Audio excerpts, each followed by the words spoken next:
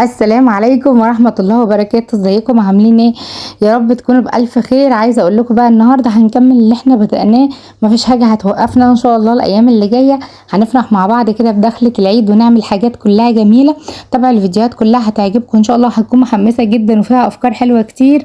وطبعا الناس اللي سألتني على كذا حاجة هيعرفوها في الفيديو ده النهاردة ان شاء الله، مش هفوت لكم ولا حاجة. بصوا بقى، انا بعد ما خلصت الصالة كان في نفس اليوم، بس ارتحت شوية وقمت بقى دخلت على الصالون.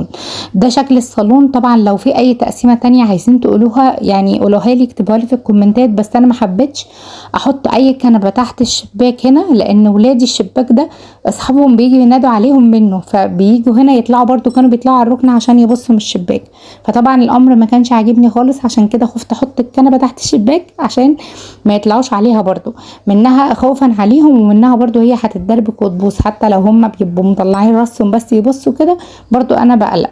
فقلت لا خلاص بلاش خالص حاجه تحت الشباك نهائي، ما نحطش حاجه، واحط التقسيمه بالشكل ده كده. طبعا زي ما قلت لكم لو في اي حاجه عايزيني اعدلها قولوا لي في الكومنتات. بصوا بقى الصالون ده محتاج ايه. انا عايزه اعمل له نظام من بتاع زمان. ازاي يا نودي؟ عايزه اعمل له مناديل ونظام بياضات ومناديل كده عشان ما يتبهدلش، عشان الصراحه برضو النوع القماش بتاعه اللي هو التابلوهات ده من اقل حاجه بيبان فيه اقل حاجه.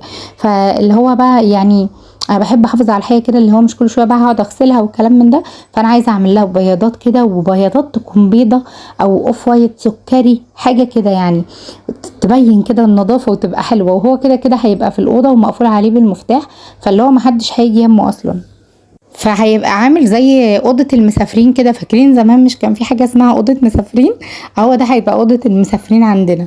هما طبعا كانوا بيسموها اوضه المسافرين للضيوف، لان الضيوف طبعا بتيجي وتمشي على طول، فكان دايما بيقول عليها اوضه المسافرين. فانا حابه ان انا اعمل زيها كده، بما اني طبعا الاوضه دي اصلا انا كنت بحبها جدا ولحد دلوقتي بحبها. فاللي هو عايزاها تبقى حاجه عظمه كده على قد ما انا بحبها، لاني كنت بحب الصراحه القعده فيها. وبرده من ما هيهفني غرام كده هدخل واقعد فيها وافرش كده وافتح الشبابيك واشوف سما ربنا. لكن الركنه او الكنب ما نفعش خالص ان هو يدخل في الاوضه دي باي حال من الاحوال. وكده الصاله بقت جميله. عايزه اقول لكم ان فرحتي بالصاله عوضتني موضوع ان الركنه طلعت من الاوضه دهيت. بجد فرحتي بالصاله كانت حلوه قوي، لان هي فعلا فعلا جميله. بالنسبه للكوشن انا قلت لكم هغيره، انا مش مختاراه. هي عملت بالقماش اللي لقيته ام احمد، عملت بالقماش اللي لقيته عند الراجل. احنا كنا مختارين موديل تاني بس ما جابوش. فهي طبعا انا في بلد وهي في بلد، فمش متاح خيار بقى ان انا ادور على قماش انا عايزاه. لكن الكوشن ده يا جماعه سهل، انا ياما عملت كوشنات، فاقدر ان انا العب فيها بشكل حلو. والحلو في الرصاصي ان انا لو حطيت اي لون هيليق، ازرق هيليق، كشمير هيليق، ابيض هيليق، اي لون تتخيلوه هيليق مع الرصاصي وهيبقى حلو. فهنبدع بقى يعني الايام اللي جايه، على كل دخلة عيد، على كل دخلة مناسبة، على كل يعني كل ما نحب نجدد ونغير كده هنبدأ بقى في الديكورات، هنغير ونلعب في الكوشن وفي الالوان، بحيث ان انا دايما احسسكم كده ان كأن الطقم جديد على طول. عايزه اقول لكم ان الصاله دي باذن الله مع مرور الوقت هتحسوا ان انا كأني بغيرها كل شويه من غير ما اغيرها، بكام قطعه قماش كده والمكنه بتاعتنا وكام سوسته، وهنعمل احلى شغل ان شاء الله. بصوا بقى ده كان تاني يوم الصبح. انا كنت حابه اوريكم القعده هنا عامله ازاي، فعلا جميله جدا. هناخد القهوة بقى وهنشغل كده قرآن عشان يملى المكان كده ويطرحوا بركة. القعدة فعلا هنا حلوة قوي فعلا، والصلاة جميلة. عايزة اقول لكم كمان بقى ان انا جبت لمض اللي هي ناقصة في الفوانيس. جبت 2، قلت اجيب 2 ب2 كده. كنت في السوق جبت الواحدة ب8 جنيه. اللمبة اللي هي العادية بتبوظ بسرعة، لكن اللمض دي مش بتبوظ بسرعة. طبعا اللمض القديمة كانت اللي هي العادية ب5 جنيه بتبوظ بسرعة. دي ب8 جنيه بس لمبة اللي هي الليد، وفي نفس الوقت صفرة وموفرة في الكهرباء اللي هي الورم يعني، وموفرة في الكهرباء، فحلوة جدا مش بتبوظ بقى. انا عندي منها البيضة مش بتبوظ، بتبقى حلوة يعني وبتعيش اكتر. فلو انت عندك فوانيس بقى زي دي، او اسمها ايه بيسموها كشافات، فوانيس اباليك، وعايزه تركبي فيها، او حتى عندك اباجورات وعايزه تركبي لمض من اللي هي الصغيره دهيت اللي هي بتبقى زي الوناسه، يبقى افضل حاجه اللمض دهيت. وكمان موفره وحلوه وسعرها مش غالي، الواحده ب8 جنيه. اسالوا عليها كده اللي هي الليد الصغيره، هتعجبكم فعلا. بس ركبت وقلت بقى ادخل اعمل بقى كده الغدا على السريع. عايزه اقول لكم ان المطبخ عندي انا محافظه يعني على غسيل مواعين اول باول وعلى شويه نظافه كده، بس هو عايز له قلبه طبعا بقى اللي هي تنظيفه العيد الكبير بقى كده عشان نقف في العيد واحنا كده مبسوطين. طبعا انا حضرت تحضيرات كمان للعيد وتفريزات ان شاء الله هتشوفوها معايا الفيديو اللي جاي، وعملت كده شويه حاجات وافكار باذن الله هتعجبكم. فقلت بقى اعمل ايه. بصوا صالح عايز يلعب في اي حاجه، يفتح اي دولاب ياخد اي حاجه ويقعد يلعب بيها. فانا عايزه اعمل للدواليب دهيت اللي هي الاقفال اللي هي زي بتاعه التلاجات. هو الحمد لله لسه لغايه دلوقتي ما بيعرفش يفتح التلاجة، بس مسيره هيعرف. فهنجيب بقى اللي هو القفل ده وكمان باذن الله كده نعمل اللي هي البيبان كمان. فالمهم عملت النهارده شاورما فراخ. بصوا بطريقه سهله وبسيطه جدا ما فيهاش اي حاجه، يا دوبك بس التوابل ودبس الرمان شويه الكركم والكاري وخلاص على كده. يعني الشاورما بقت جاهزه، ما حطيتش حتى لا بصل، حطيت توم باودر وبصل باودر، ما حطيتش لا بصل ولا توم فريش عشان ولادي بينقوه ويطلعوه. عملت جنبه مكرونه وكده كان الغدا. فقلت بقى عبال ما الغدا يخلص معايا، انتوا عارفين دول ايه بقى؟ دول العلافات والسقايات والحاجات بتاعه اللي هو اللهم صل على سيدنا محمد بتاعه الفراخ الكبيره اللي هي الدوره اللي فاتت. فطبعا انا كنت شايلاهم وراكناهم كده. بصوا هم ما شاء الله والله مش متبهدلين ولا حاجه، بس كان لازم اغسلهم كويس ويعني انضفهم كويس واركنهم بقى كده. ان شاء الله بقى الكتاكيت بتاعتنا لما تكبر وتبقى عمر مثلا 10 ايام هنبدا ان احنا نحط بقى في العلافات الكبيره والسقايات الكبيره عشان يعرفوا ياكلوا ويشربوا كويس. لكن دلوقتي طبعا هم صغنطاطين فاحنا بنحط لهم في العلافات الصغيره وفي السقايات الصغيره، ما بنحطش في الايه في الكبار. بس بقى تعتبر دي عدة عندك على طول بتشيليها طبعا. والصغيرين برضو بشيلهم وبستخدمهم مع برضو اللي هما ايه الكتاكيت الصغيرة. يعني واحدة واحدة كده فضيت بقى الكمية كلها وغسلتها وغسلت البلاستيكية ورحت مكفياهم كده عشان يتصفوا ويبقوا ناشفين.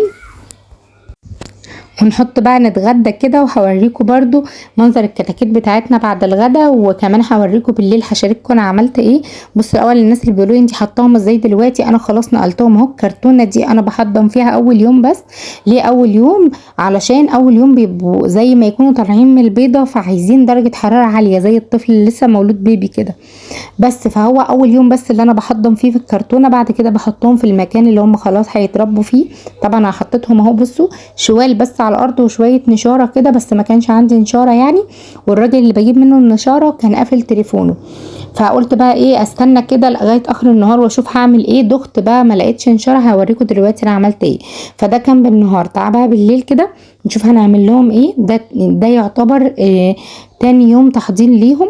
بص سلقت بيضه كده، فاكرين زي الدوره اللي فاتت. انا ماشيه الحمد لله. لما تلاقي حاجه ناجحه معاكي بطريقه معينه كملي على نفس الطريقه، طبعا ان انت نجحتي. فانا سلقت بيضه كده، كل دوره بعمل لهم بيضه، هي مره واحده بس اللي بعمل البيضه، وبعد كده بحط حاجات تانية. كل الحاجات اللي انا بعملها هتتابعوها معايا الايام اللي جايه.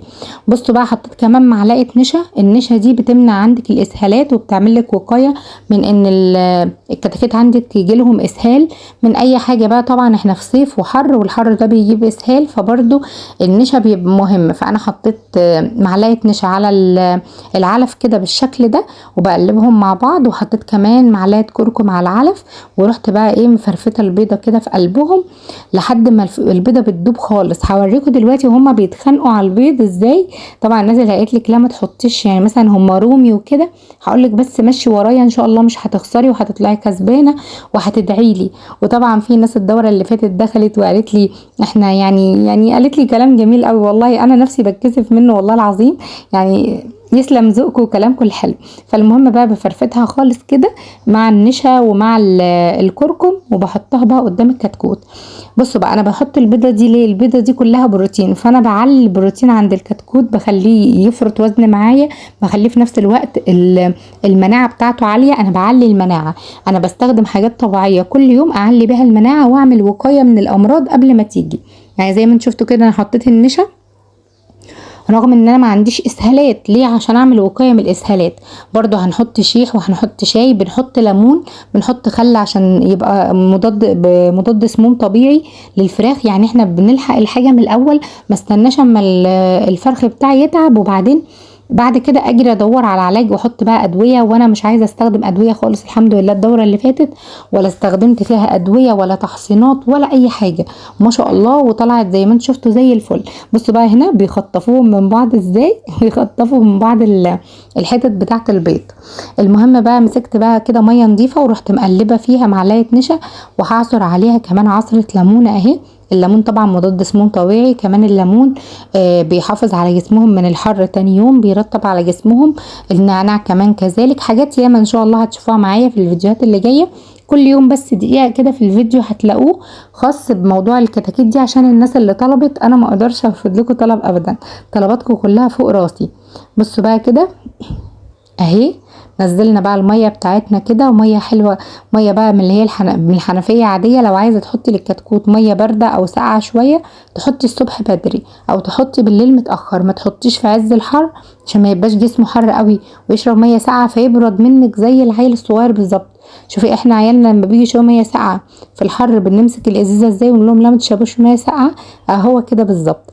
هنا بقى عشان ما كنتش لاقيه نشاره، فرحت حاطه لهم ايه، قش، اللي هو القش بتاع اللي جبته من عند اللي هو بتاع المنجد ده اللي بينجد الانتريهات.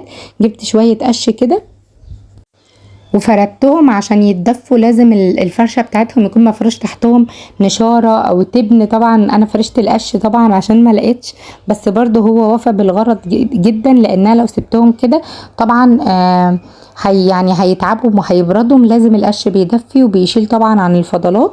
ومع الف سلامه، ونتقابل ان شاء الله في فيديو جديد.